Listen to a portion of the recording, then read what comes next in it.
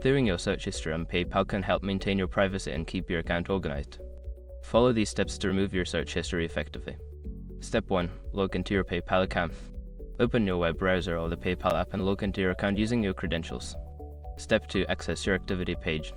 Once logged in, navigate to the activity section. This is usually found in the main menu and allows you to view all your recent transactions. Step 3. Locate the search bar. On the activity page, look for the search bar at the top. This is where you can enter search terms to find specific transactions. Step 4. Clear search history. Click on the search bar and you should see a drop-down list of your recent searches. There may be an option to clear or delete these searches. Select this option to remove your search history. Step 5. Confirm deletion. If prompted, confirm that you want to clear your search history. Once confirmed, your search history will be deleted, ensuring your privacy.